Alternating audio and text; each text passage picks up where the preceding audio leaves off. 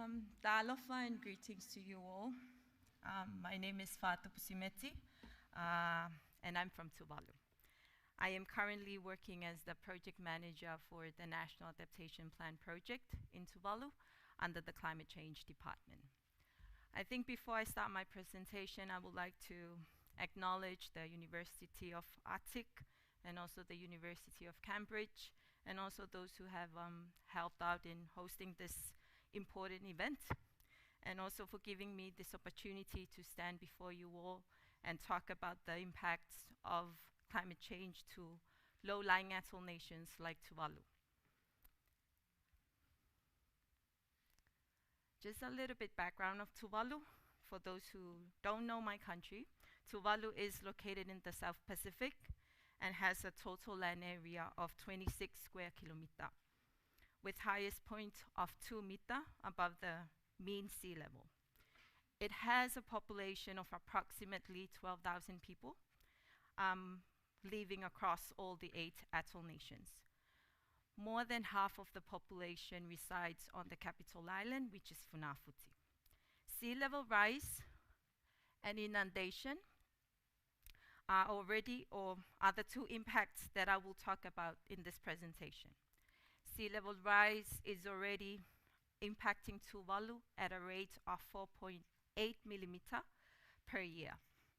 As for coastal flooding has become more severe, and also it has impacted the communities, very impacted the communities. Communities have been experiencing more saltwater intrusion into homes, and also crops, infrastructure, especially during high tides. This next slide shows pictures of inundation and storm surges. And as you can see there, it's inundation. It's really bad, and it's not a future scenario. It is already happening in Tuvalu. Some of the pictures you see here are taken in March this year during the high tides. So like that picture over there with the women walking with children, that was just recently, just this year. And as you can see, it's really impacting us, especially low-lying atolls like Tuvalu. The wet season of Tuvalu, just to talk about it, it runs typically from November to April, but during this time, it didn't have any blusters. It didn't have any bluster gales during this year, so this was better compared to previous years. So I think maybe if it would have been experiencing storm surges during the high tide early this year, we would have seen worse pictures over here. Part of my presentation will be demonstrating the 3D model, which we have set it up right over there. Okay. So I will just kindly ask if you can just come down and really see what's going to happen or what I'm going to demonstrate. The Pacific community, which is the SPC, work in collaboration with the government of Tuvalu to set up this model. Okay. So before all of us, you can see the free model of Funafuti Island. This was made possible because Tuvalu is the only region that has LiDAR data. So this was made by SPC working together with Tuvalu. So for this one, it shows sea level rise and inundation. We can talk more about this after my session if you want to see more. But for this one, it shows inundation before sea level rise, and also it shows if we are to increase sea level rise by 34 centimeters, and we can see the impacts. So for this first one, if we look at the model, if we are to look at a flood event that can happen once in a 10-year period, this is what's going to look like.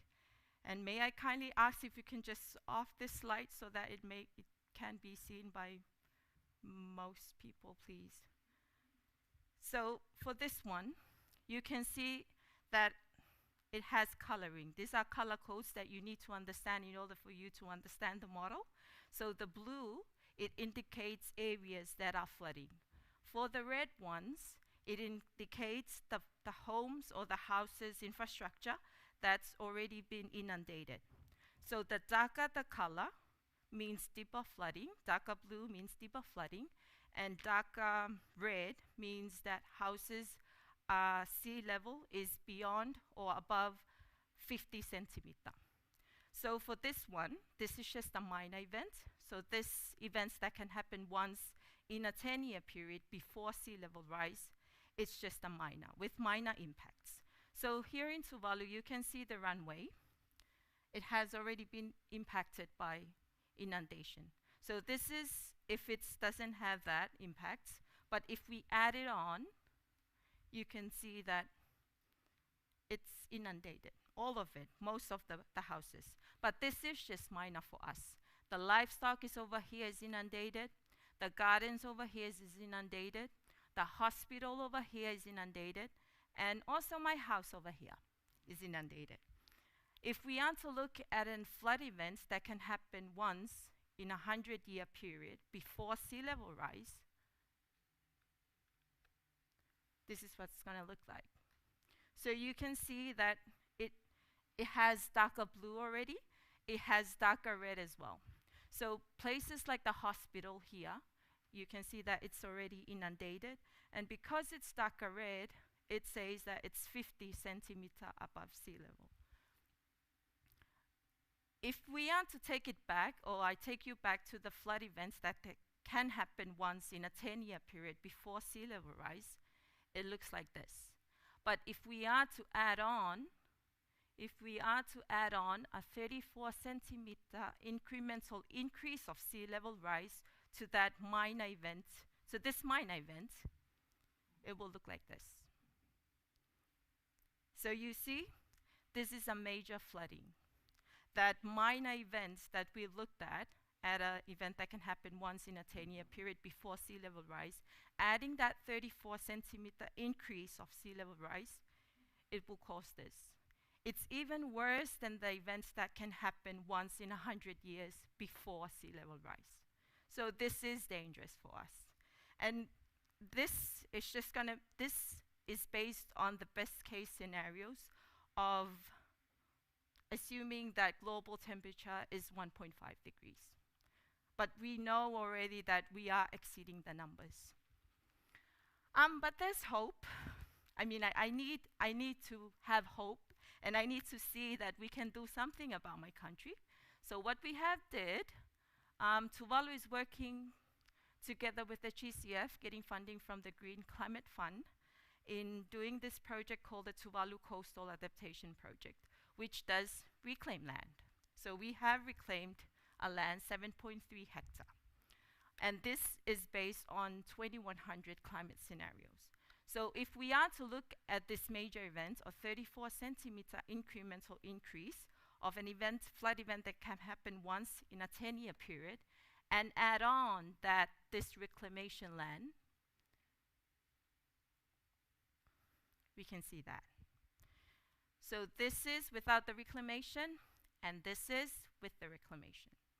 So even though that we don't stop the flooding, we can see that it has reduces the impacts of climate change. So we know that adaptation works. And for adaptations to work, we need money. We need funding, we need correct science, we need research. And also, and most importantly, we need the world to cut down on their emissions. Because if we are to increase global warming, then I think it won't be enough for us to survive. Tuvalu will eventually sink. But then, this is the model that I wanted to present to you. And I don't know if this is still working or not, but can we just go back to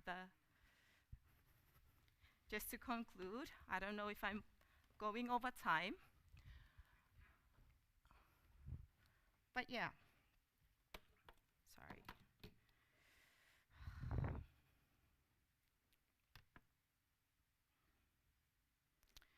So, The Pacific has only received 0.03% of global climate finances commitments. And because there are so many loopholes just to access these fundings. But we need it now.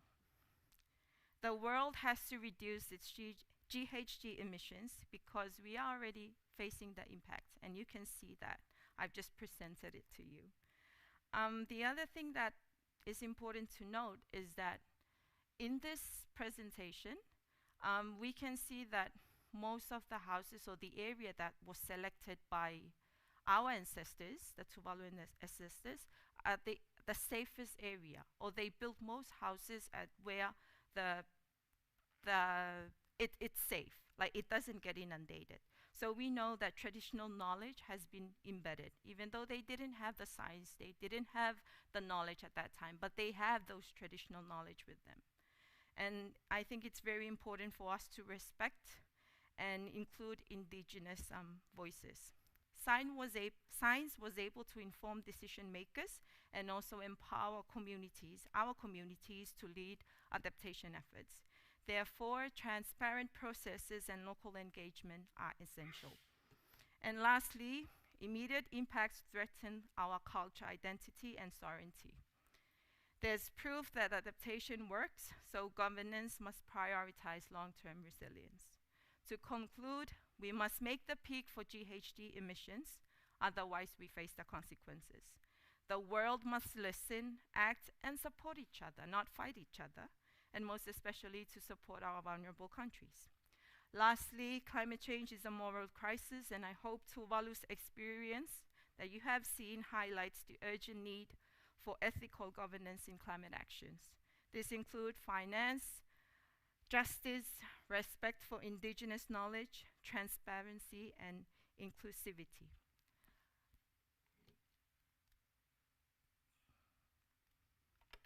Thank you for your attention. Farftailasi.